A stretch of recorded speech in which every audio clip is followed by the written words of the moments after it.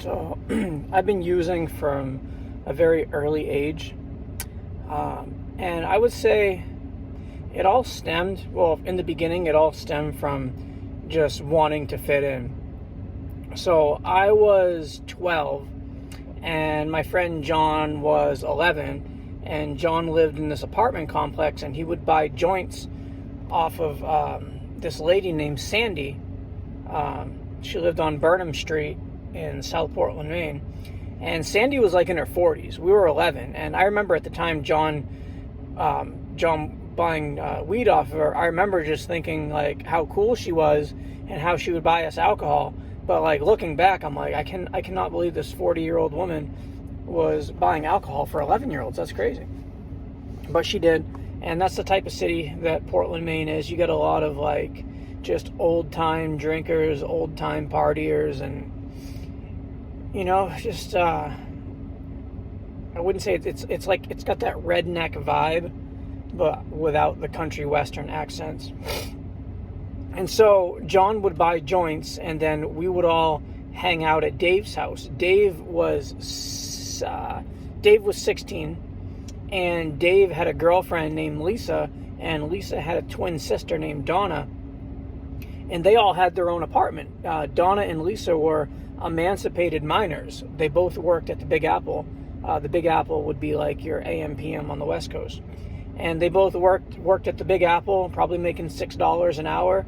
That is when rent was like, I want to say rent over there was probably around $500 a month at that time. So Lisa paid $250 and Donna paid $250. And these girls were hardcore partiers. I mean, I'm talking drinking every day, non-stop pot smoking. The second they wake up, they're smoking pot. When they're drinking, and when they're going to sleep, they're drinking. This is just non-stop partying. And so we would all sit in a circle, and we would take the joint and we would pass it around.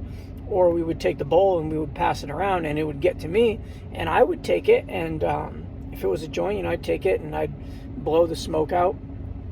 I would never inhale. I never wanted to get high. I never wanted to smoke. I just wanted to hang out with my friends and just be accepted. And I remember one day they caught me not inhaling. They're like, "Hey, you didn't inhale." And I'm like, "Yes, I did." And they all start laughing. I'm like, "No, you didn't." And they're like, "No," they're like, "We want to see you inhale." And I'm thinking, I'm like, I have asthma. Like, I can't inhale. That was the whole reason why I didn't, was because I'm like, oh, I have asthma. So they forced me. And I remember how high I got on the weed. And I thought it was like a great feeling. And from ever since then on, I was like, man, I want to inhale this stuff. So then I start smoking weed, and weed becomes a part of my life, and beer becomes a part of my life. The weed was okay. Sometimes I would have like bad trips where I felt a lot of evil, but the alcohol seemed to loosen me up. I was always shy. I had acne. I had my skin is really sensitive, and so I'm always like, I had a habit of like picking at my face.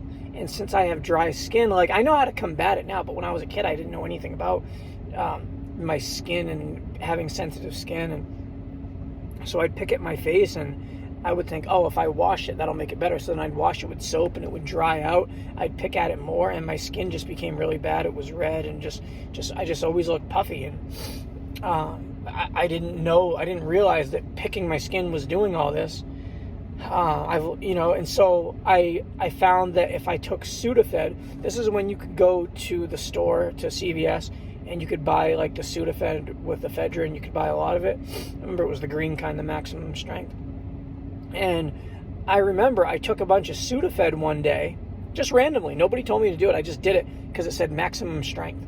And so I took a bunch, and all the swelling in my face from like me picking at it all brought the swelling down. And I remember every time I do the Sudafed, people would see me and they'd be like, "Oh, you look a lot better." And, you know, I wouldn't tell everybody. I just took 10 Sudafeds.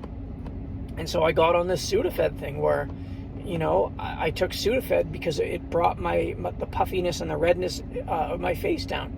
And if I didn't take it, my face would be red and puffy. If I took the Sudafed, it would go away. So what do you think I'm going to do? Am I just going to stop? No, it was like if I didn't take it, I'd go to work and people would always be like, why is your face so red? Why are you so puffy? I hated people asking that. It was so embarrassing. So I would just pop Sudafeds all the time. And I did that for probably like 3 years. And it would give me energy too.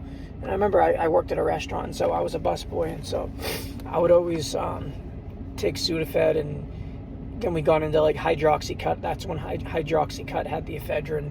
And then you could buy mini thins. Mini thins were like the same thing, was ephedrine pills. And then you could buy, what was the other one? Stacker 2. Stacker 2 had ephedrine. Everything had ephedrine. Now everything's banned. You can't even, you can't buy that. But back then you could, and nobody knew anything about it, except that it got you geeked, and we did it. And that's what we did. So I'm doing the Sudafed.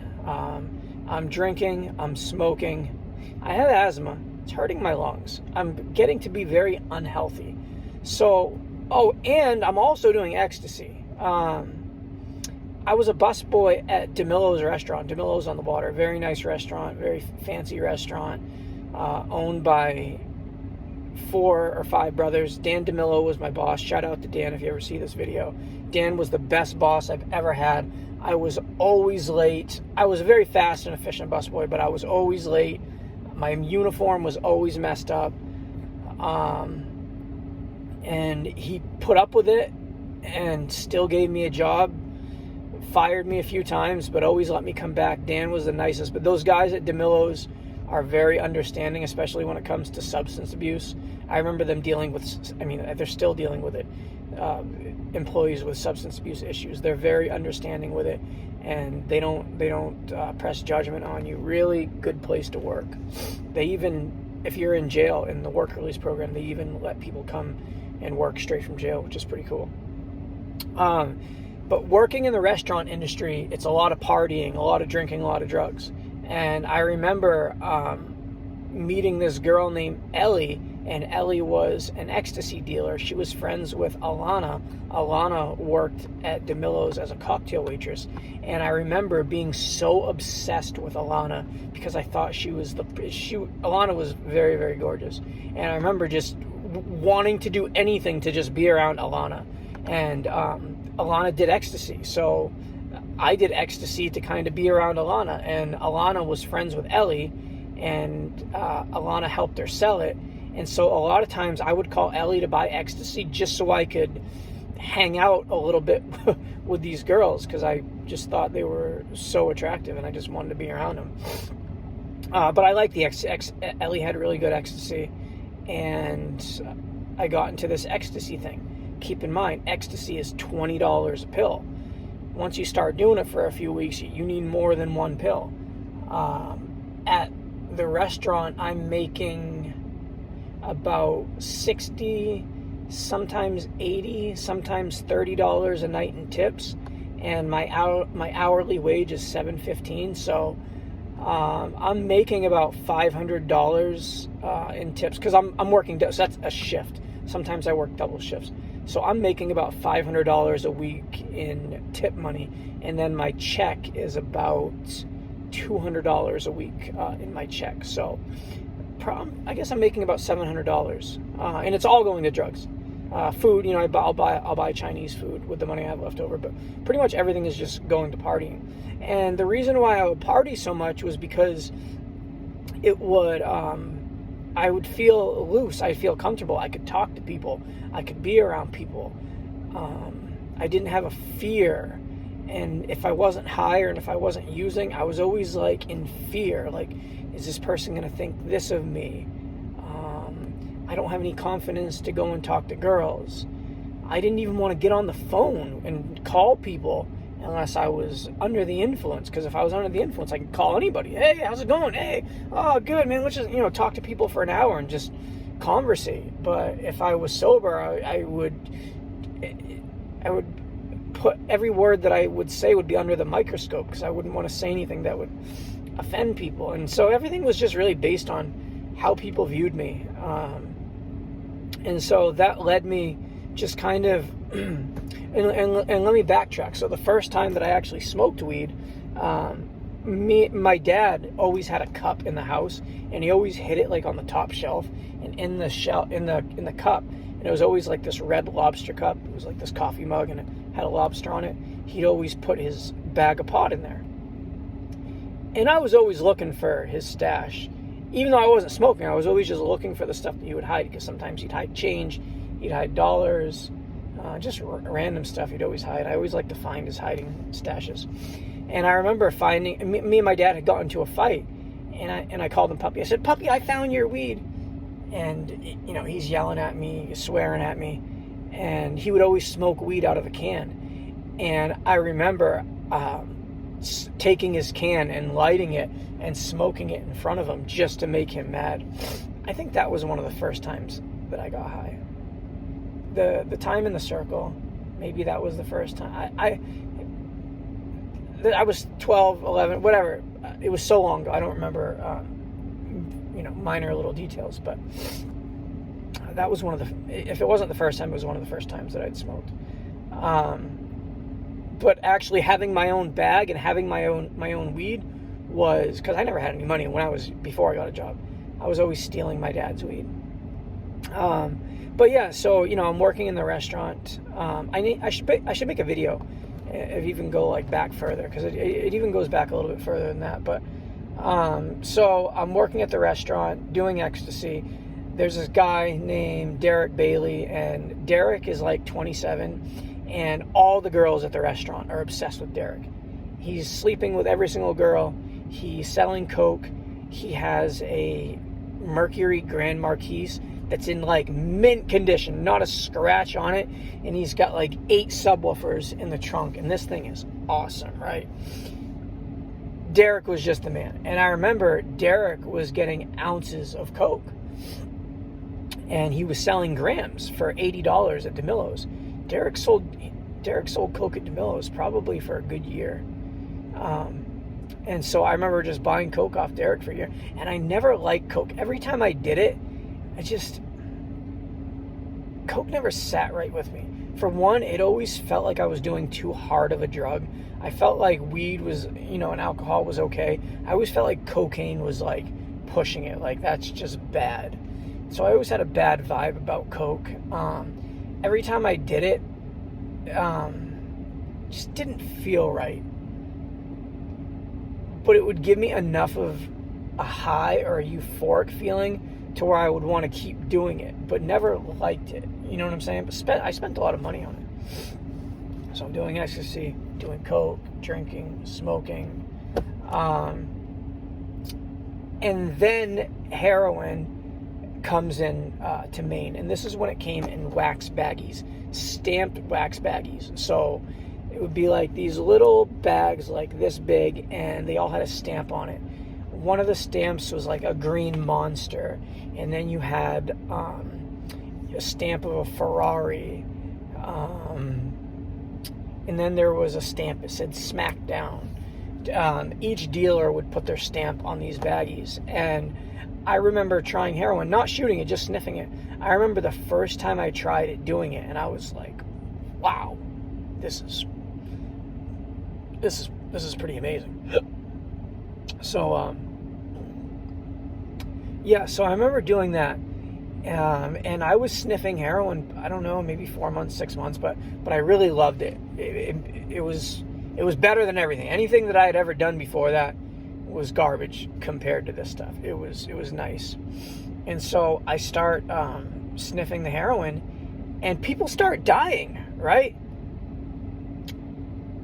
I remember there's this kid named Johnny Moffat, and Johnny came over, and Johnny and Dave, they were shooting it, and I was just sniffing it.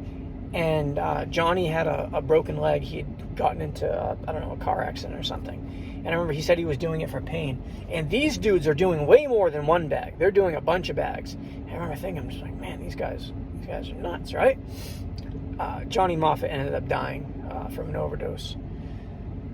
Yeah, but so So I'm doing heroin, and I start realizing that my life is getting a little bit out of control. I ended up going to college, and while I'm in college, I still got this habit, and I'm not passing any classes. I'm pretty much just going, not doing any homework, failing tests, going back to live at the dorms. Oh, I was in college because if I went to class, they would give me room and board at the dorms. So I'm kind of just doing it to live in the dorms. So I'm there, I'm doing that. Eventually it's summertime, everybody has to move out of the dorms. And this is kind of what sent me to California for the first time. So I had gotten a DUI when I was 18. I had went to a party. I remember it. I went to this party. I had a bunch of yellow Klonopins. I remember I took like 5 Klonopins, and we were drinking, having a great time. And I had my first car at the time. It was a 92 Ford Tempo. And we were at a party, and my buddy Ryan was with a girl, and he says, "Hey, can you give us a ride back to my house?" I said, "Dude," I said, I'm all messed up. I said, "I don't want to do that." And the girl was like, "Well, we need to get back." She's like, "I'll drive your car." She's like, "I'm not high." She's like, I'll drive, and then you can just drive back." And I'm like, whatever. So I did it. So I dropped him off. I'm driving back, and I remember somebody beeped and said, "Hey," beep, and they, hey, Timothy. And I look, I'm like, "Hey, what's up?" And as I'm looking the other way, I'm making a turn, and I go right into a tree. I end up trying to get out of the car was totaled. I get out of the car, and I'm trying to run. This guy tackles me. Wait till the cops come. I got a DUI. My head, it hit the steering wheel. So I went to jail for 2 weeks. I had a concussion. I don't remember even one day of being in jail. Slightly remember like a pull-up bar, but I never did any pull-ups. I don't remember it being there. But anyway, so I got in a DUI. That had put me on probation. I lost that car. I ended up buying another Ford Tempo, like almost the identical same thing. But this one was red. And so I had this red Ford Tempo, and the brakes, you got your front brakes and your back brakes. Well, the front brakes were completely shot. So anytime I drove somewhere, I was just driving on back brakes. And it was dangerous. Like, if I had to stop, I had to brake like 20 feet in advance. Like, so I would just go slow and keep my distance. And I knew I was going to get into an accident eventually. But so I remember I had just filled up the tank. Or no, my buddy had done a gas run. I let my friend Nick, shout out Nick, I let Nick use my car. He said, "Hey, if you let me use your car, I'll go and do a gas run." This is when you could just go and pump gas, and like the pumps weren't all digital and stuff. So I remember Nick went and filled up my gas tank and brought it back to me. And so I had a full tank, and oh, that's right, Nick wanted to ride to Portland. That's what it was. So I'm with Nick in the car. We're driving to Portland, and the person in front of me put their brakes on. Oh, and I had been drinking, not a lot, just a little bit though. Person in front of me put the brakes on. I try to put my brakes on. I don't have any brakes. I move out of the way so I don't hit the person in front of me. But then there's oncoming traffic, and I hit this guy in a minivan, and it was sad, man. I'm like, oh, here goes my other car. I knew the police were going to come, and so I get out, and I see the gas, my full tank, and I see it just going from my car all underneath the guy's car. And I'm like, dude, if there's a spark, this guy's going to go up in flames. So I'm telling the guy, I'm like, dude, there's a puddle of gas underneath your minivan. You better get out of here now, man. Like, he's like, well, my neck feels weird. I'm like, well, dude, you're going to blow up if this thing catches on fire. So he gets out. I'm like, are you all right? He's like, oh, my neck feels kind of weird. And I'm thinking, oh, great, now I injured somebody. I hadn't paid my insurance, but I still had an insurance card that said it was valid. So the cops get there. They said license and registration. I hadn't surrendered my license yet. Even though my license was not valid, I gave them my license, which for some reason worked. And I gave my insurance card, which was, I hadn't paid it, but for some reason that worked. And they give me a breathalyzer, and the legal limit in Maine is like 0.08. I remember I blew a 0.06, but since I was still under 21, they gave me a DUI. So I ended up going to jail. I don't remember for how long. I ended up getting out and boom, having no car again. Still having my habit.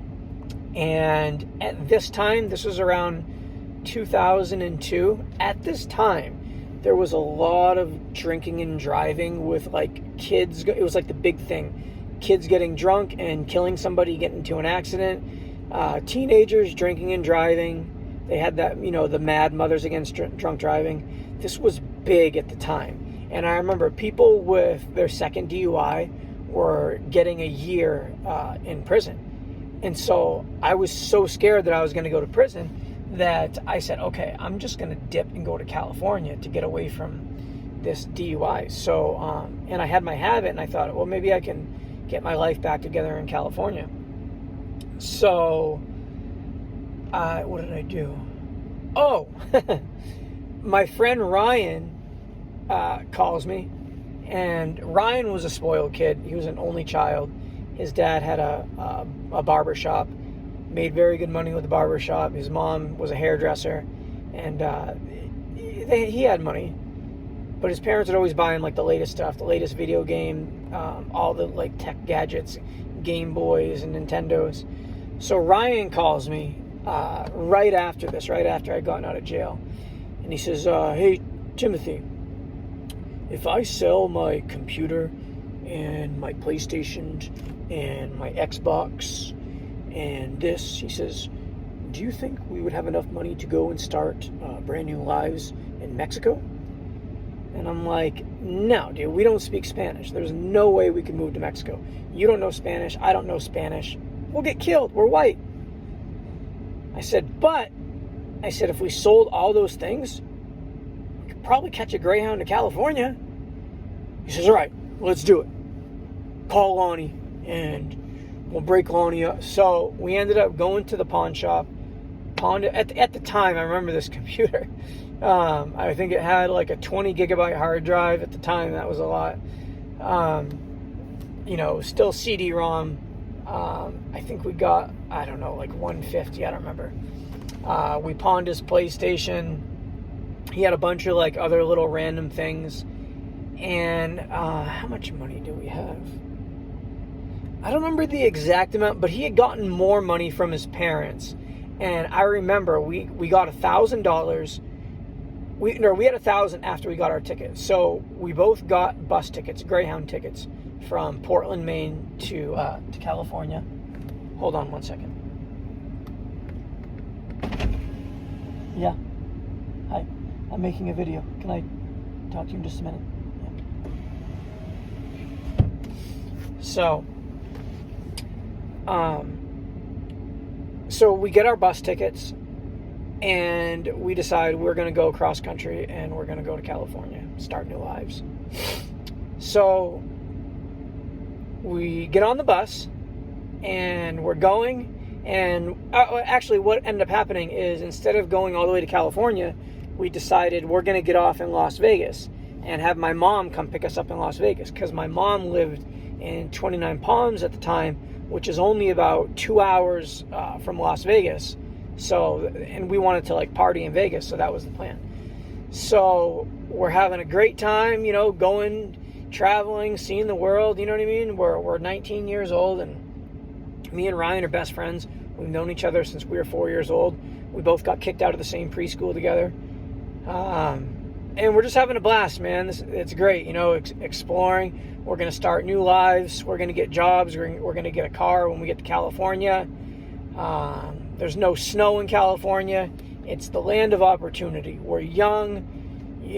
We can work. We're healthy. Everything's great. So we go to Vegas. My mom picks us up from Vegas, drives to our house in 29 Palms. When we get to 29 Palms, Ryan thought California was going to be like sand and palm trees, which it would have been, but my mom lived in the desert. We were gonna move. He got homesick. He's like, man, I miss Maine. Keep in mind, this is after one day, okay? The next day, a minivan comes and picks him up. It's a private shuttle. His dad sent a private shuttle for him The shuttle brought him to LAX, and he was gone. And that was it. And I was in California all by myself. So in part 3. In part 3, I will conclude from here. Thanks.